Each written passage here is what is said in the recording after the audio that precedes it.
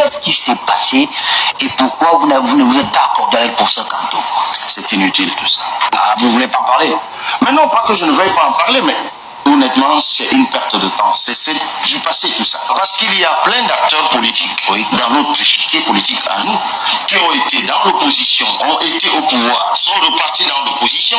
Ce sont des personnes extrêmement changeantes dont on ne sait jamais lorsqu'elles vont décider de changer. Lorsque vous vivez dans des immondices, Monsieur Ernest Obama, vous vous demandez où est l'État. Lorsque vous n'avez pas d'eau potable, vous vous demandez où est l'État. Lorsque votre maison brûle, je parlais du marché des Écas qui a brûlé tout à l'heure et que vous ne voyez pas les sapeurs-pompiers, vous vous demandez où est l'État. Lorsque vous arrivez aux urgences d'un hôpital et qu'on ne peut pas vous prendre en charge parce que vous ne pouvez pas payer, parce que vous êtes pauvre, vous vous demandez où est l'État. C'est ça aussi qui alimente la corruption. Je vous le souhaite à vous aussi dans votre rôle de journaliste. Vous verrez le gars, l'abysse qu'il peut y avoir entre ce qu'on pense et imagine lorsqu'on vit à Yaoundé et la vraie vie des Camerounais. Les Camerounais vivent dans une misère indicible. Qu'est-ce qui s'est passé et pourquoi vous ne vous êtes pas accordé avec Professeur Kanto? C'est inutile tout ça. Vous n'avez pas eu le temps de suivre ce direct. Je l'avais expliqué. Je vous prie d'accepter que demain je vous envoie le lien. Même pas, c'est pas pour moi. C'est pour ceux qui nous écoutent à Ezeka, à Issé, à Kailé. Pourquoi la coalition, une coalition... Soyez rassurés, j'y étais il n'y a pas longtemps, eux ils sont au courant. Ah, vous voulez pas parler? Vous faites partie, vous, de la minorité qui n'a pas bien suivi ce direct. C'est pour ça que je vous envoie le lien. Ne vous souciez vraiment pas pour ceux qui sont à KL et autres. Ils sont dans les réseaux sociaux. Ah, vous voulez pas en parler? Mais non, pas que je ne veuille pas en parler, mais honnêtement, c'est une perte de temps. C'est du passé tout ça.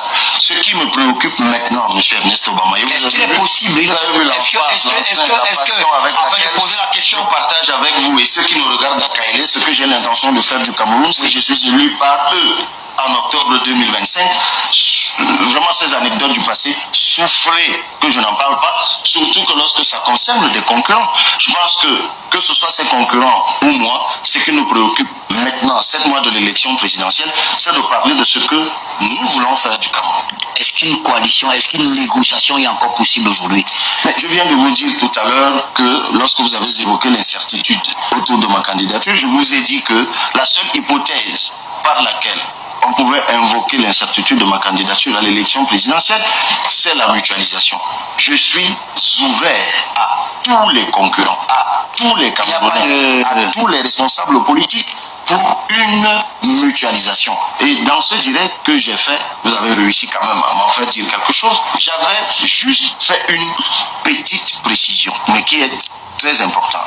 C'est que dans une mutualisation, quelle qu'elle soit, quel que soit le profil de ceux des acteurs politiques avec lesquels nous nous retrouverions, moi je n'accepterai pas de me mettre en soutien à une candidature qui, elle, aurait déjà été transfuge d'autres partis politiques, dont notamment le parti au pouvoir ou un transfuge du pouvoir. C'est cette précision que j'ai faite. Parce que vous avez dans l'espace politique un transfuge du pouvoir. Ben oui, parce qu'il y a plein d'acteurs politiques dans notre échiquier politique à nous qui ont été dans l'opposition, ont été au pouvoir, sont repartis dans l'opposition. Ce sont des personnes extrêmement changeantes dont on ne sait jamais lorsqu'elles vont décider de changer.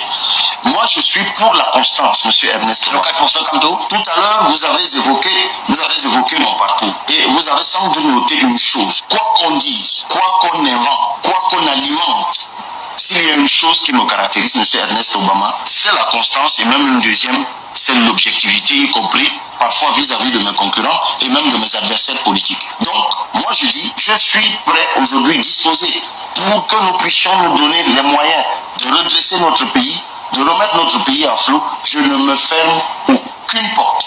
Je ne m'interdis aucune négociation, à la seule réserve que je viens d'évoquer tantôt, c'est que je dirais à cette dynamique de mutualisation, l'un des critères sur lesquels je m'arc-boute, c'est que nous choisissions une personne qui est caractérisée, en tout cas, dont le parcours est caractérisé par la constance. Les bifurcations en politique font beaucoup de mal dans ce pays.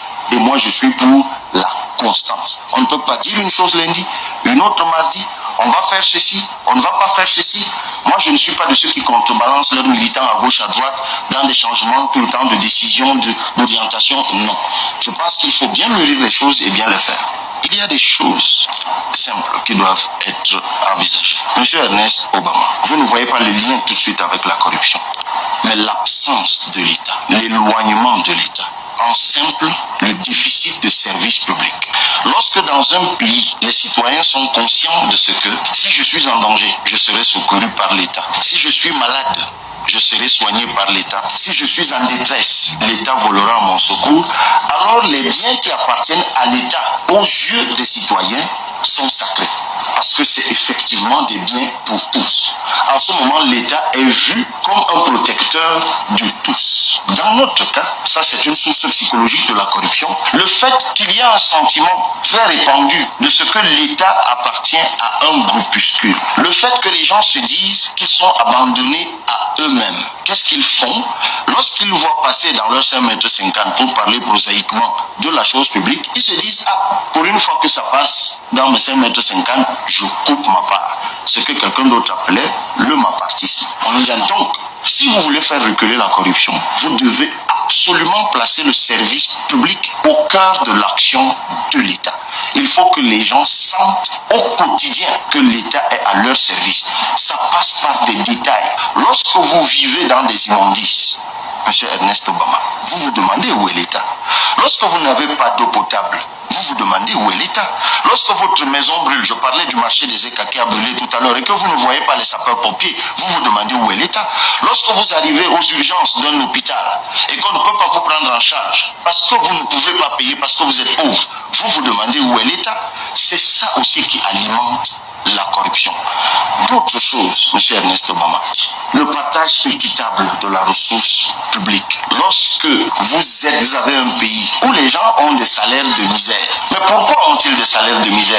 Parce que la ressource publique est inéquitablement partagée. C'est pas parce que la ressource publique manque forcément, mais c'est parce qu'une fois de plus, c'est un groupuscule. Est-ce que vous avez une idée de comment font les gens en fait au quotidien pour vivre? Lorsque vous regardez ce que les gens y gagnent, je parle de ceux qui sont des salariés du public, mais que voulez-vous qu'ils fassent? Comment voulez-vous qu'ils s'en sortent? Ce sont les budgets publics qui servent à cela. Autre chose, M. Ernest Obama, quelque chose de très simple encore, les profils de carrière.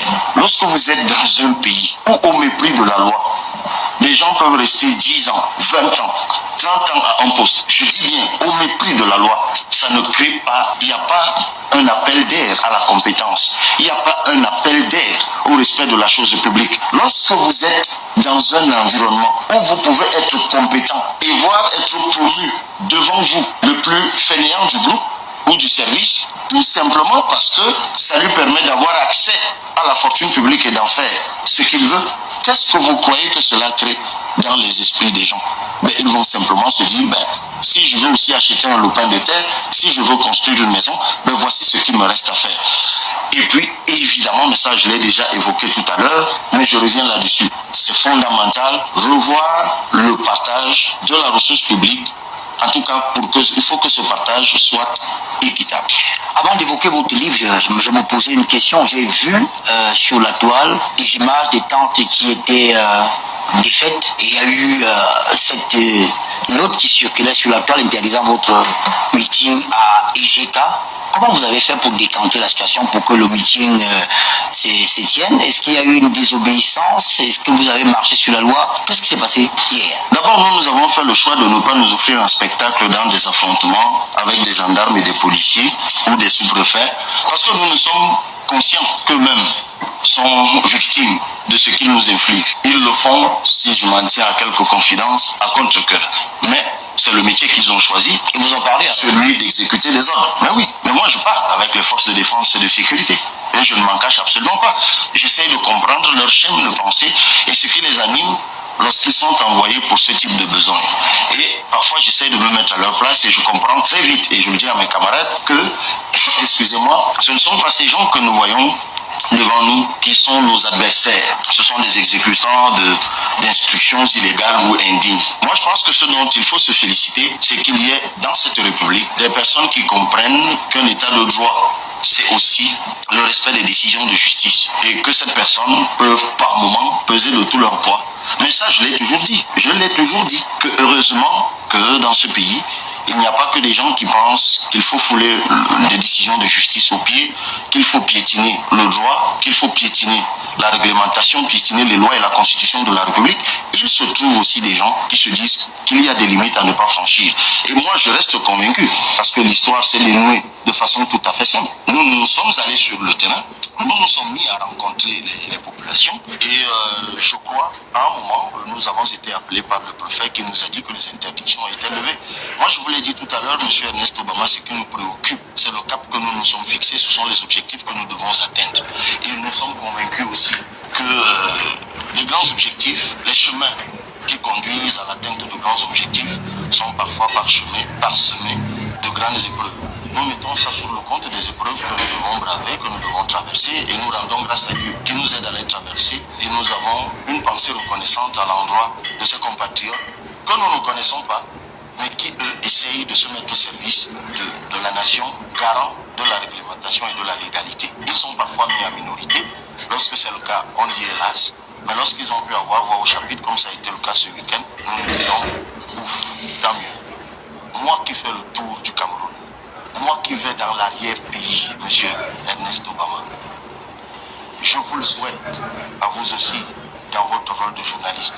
Vous verrez le gars, l'abysse qu'il peut y avoir entre ce qu'on pense et imagine lorsqu'on vit à Yaoundé et la vraie vie des Camerounais. Les Camerounais vivent dans une misère indicible. Et je vais faire un parallèle qui pourrait vous surprendre. L'on voit parfois l'agressivité de nos compatriotes de la diaspora. Et dans cet ouvrage, d'ailleurs, c'est d'ailleurs le dernier titre de l'ouvrage, nous disons comment nous allons libérer les énergies de la diaspora. Parce que pour nous, avoir plus de 6 millions de Camerounais à l'étranger, c'est un levier économique. Donc, évidemment, il qu'il faudrait créer une région là-bas. Mais non, absolument pas. En revanche, il leur faudrait des représentants à l'Assemblée nationale et nous disons dans ce livre comment nous allons le faire. Mais une question prioritaire pour eux, c'est évidemment, et je vais revenir au parallèle de l'agressivité que j'ai fait, pour eux, c'est évidemment la plurinationalité. Mais ça, nous l'avons toujours dit, parce que nous ne pouvons pas vouloir de l'argent de ces Camerounais, nous ne pouvons pas vouloir de leurs investissements, de leur entregent et de leur carnet d'adresse et les refuser eux-mêmes. Donc évidemment, il faut refuser, mais vous m'avez parlé de priorité tout à l'heure, c'est l'une des priorités, c'est-à-dire la révision du code de la nationalité pour que nos compatriotes établis à l'étranger puissent accéder à la plurinationalité. Mais si j'ai évoqué la diaspora justement, c'est parce que beaucoup de ces gens qui se donnent à la tâche, au travail, dans des pays où ils se trouvent, déjà pour mener à bien leur vie, mais surtout, ils sont appelés tous les jours par leur famille, pour des soins médicaux, pour avoir donné à manger à leur famille, M. Ernest Obama. C'est pour ça que je vous ai dit tout à l'heure, la priorité des priorités, c'est la nourriture, donner à manger au Cameroun. Notre pays traverse des moments très graves. La colère s'exacerbe, les extrémismes s'exacerbent, l'intolérance prend des proportions inimaginables. Les calculs de succession ont complètement ankylosé l'appareil gouvernant. Et dans ce désordre organisé, il y a des gens qui perdent leur vie. 2025 est un moment crucial pour notre vie à nous tous. L'enjeu est tout simple, c'est de se donner dans ce pays un autre gouvernant qui soit à l'écoute de nos préoccupations, qui les connaisse, qui soit empathique, qui soit sensible et qui ait au préalable réfléchi aux solutions à apporter à ses attentes et à ses préoccupations. C'est donc à vous de décider. Je vous le rappelle encore, je l'ai dit tantôt, sortons tous de l'impuissance à prier. Arrêtons de dire on va faire comment. Arrêtons de dire que un jour, le jour, c'est un jour d'octobre 2025. Vous avez 20 ans révolus. Ne vous encombrez pas l'esprit de prétexte, de subterfuge.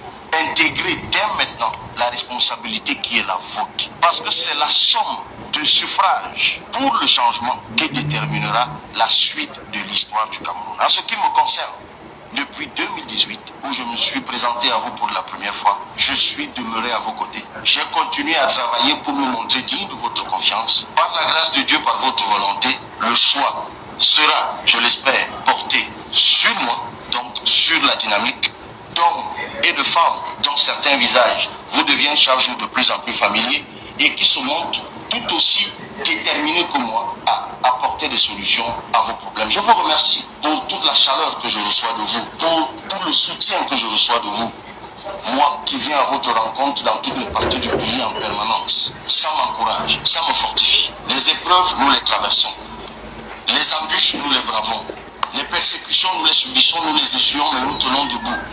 C'est uniquement par la décision de chacun d'entre vous. Si vous n'êtes pas inscrit sur les listes électorales, inscrivez-vous. Débarrassez votre esprit de tout ce qui encombrera cette décision.